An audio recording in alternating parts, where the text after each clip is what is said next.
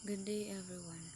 Ginawa ko tong channel na to kasi gusto ko makatulong sa pamilya ko. Tsaka para na rin makapag-aral kami lahat. Sana po ay tulungan niyo ako. Like and subscribe lang po. Elements of Literature Word Course with readings in World Literature. We have not even to risk the adventure alone, or the heroes of all time have gone before us. In this video, I will read the story of Ray Bradbury entitled The Pedestrian. To enter out into that silence that was the city at 8 o'clock of a misty evening in November. To put your feet upon that buckling concrete walk. To step over grassy seams and make your way, hands in pockets, through the silences. That was what Mr. Leonard Mead most dearly loved to do.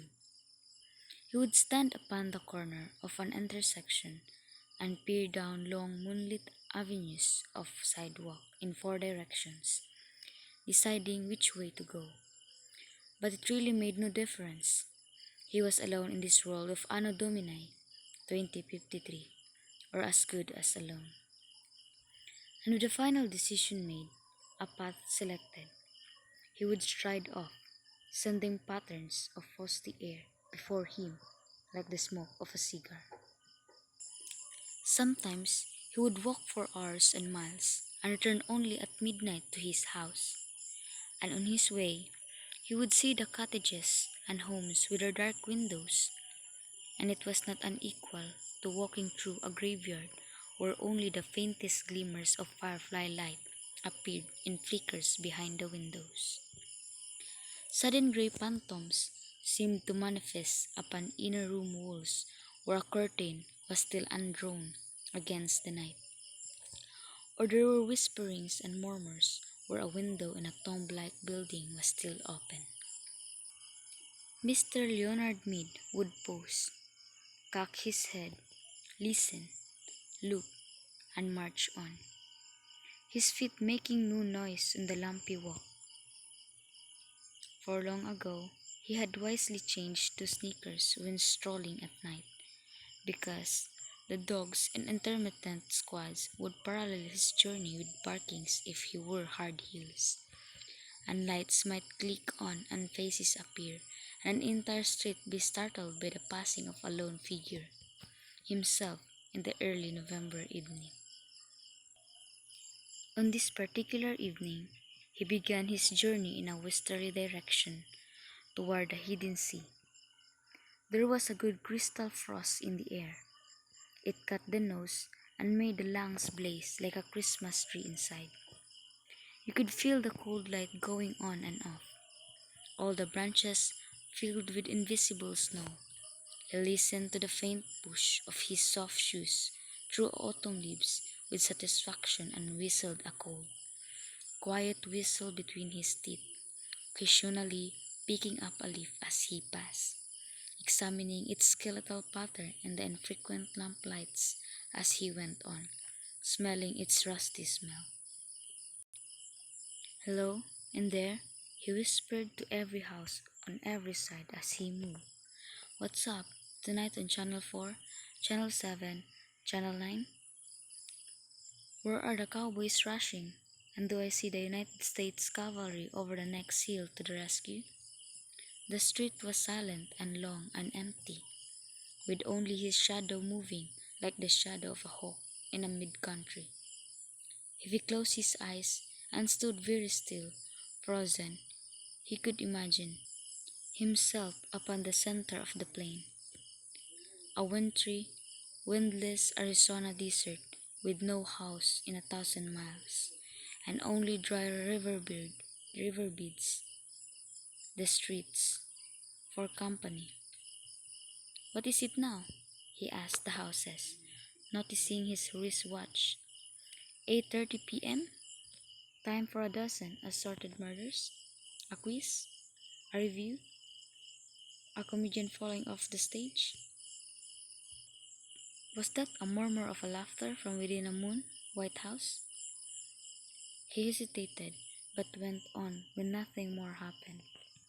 He stumbled over a particularly uneven section of sidewalk. The cement was vanishing under flowers and grass. In 10 years of walking by night or day for thousands of miles, he had never met another person walking, not one in all that time.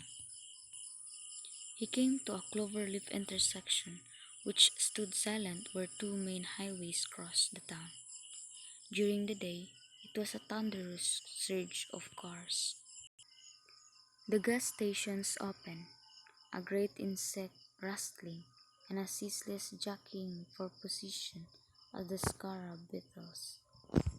A faint incense, puttering from their exhaust, skimmed homeward to the far directions. But now, these highways too were like streams in a dry season, all stone and bed and moon radiance. He turned back on a side street, circling around toward his home. He was within a block of his destination when the lone car turned a corner quite suddenly and flashed a fierce white cone of light upon him. He stood entranced, not unlike a night moth, stunned by the illumination, and then drawn toward it. A metallic voice called to him. "Stand still! Stay where you are! Don't move!" he halted. "Put up your hands." "But," he said, "your hands up, or we'll shoot." The police, of course. But what a rare, incredible thing. In a city of 3 million, there was only one police car left. Wasn't that correct? Ever since a year ago, 2052, the election year, the force had been cut down from 3 cars to one. Crime was ebbing. There was no need now for the police, save for this one long car, wandering and wandering the empty streets. "Your name?" said the police car in a metallic whisper. He could not see the man in it for the bright light in his eyes. "Leonard Mead," he said. "Speak up." "Leonard Mead. Business or profession?" "I guess you'd call me a writer." "No profession?" said the police car, as if talking to itself. The light held him fixed, like a museum specimen, needle thrust through chest. "You might say that," said Mr. Mead. He hadn't written in years. Magazines and books didn't sell anymore. Everything went on in the tomb-like houses at night now, he thought, continuing his fancy. The tombs, ill-lit by television light, where the people sat like the dead, the gray or multicolored lights touching their faces, but never really touching them. "No profession?" said a phonograph voice, hissing. "What are you doing out?" "Walking," said Leonard Mead. "Walking," said Leonard Mead. "Walking? Just walking?" he said simply, but his face felt cold. "Walking. Just walking." "Walking?" "Yes, sir." "Walking where? For what?" "Walking for air. Walking to see." "Your address?" "11 South St. James Street." "There is air in your house. You have an air conditioner, Mr. Mead." "Yes." "And you have a viewing screen in your house to see with." "No." "No?" There was a cracking quiet that in itself was an accusation. "Are you married, Mr. Mead?" "No, not married," said the police voice behind the fiery beam. The moon was high and clear among the stars, and the houses were gray and silent. "Nobody wanted me," said Leonard Mead with a smile. "Don't speak unless you're spoken to." Leonard Mead waited in the cold night. "Just walking, Mr. Mead." "Yes, but you haven't explained for what purpose." "I explained. For air, and to see, and just to walk." Have you done this often? Every night for years. The police car sat in the center of the street, with its radio throat faintly humming. Well, Mr. Mead, it said. Is that all? He asked politely. Yes, said the voice. Here. There was a sigh, a pop. The back door of the police car sprung wide. Get in. Wait a minute. I haven't done anything. Get in. I protest. Mr. Mead. He walked like a man suddenly drunk. As he passed the front window of the car, he looked in. As he had expected, there was no one in the front seat, no one in the car at all. Get in. He put his hand to the door and peered into the back seat, which was a little cell, a little black jail with bars. It smelled of riveted steel. It smelled of harsh antiseptic. It smelled too clean and hard and metallic. There was nothing soft there.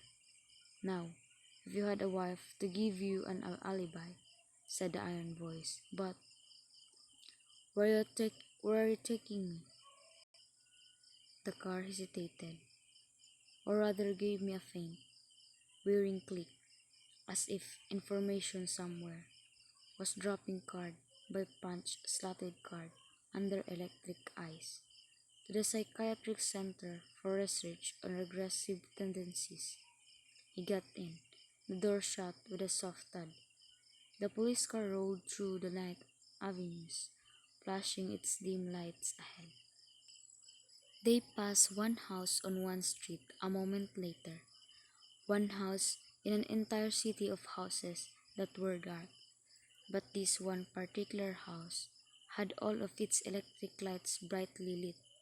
Every window allowed yellow illumination, square and warm in the cool darkness.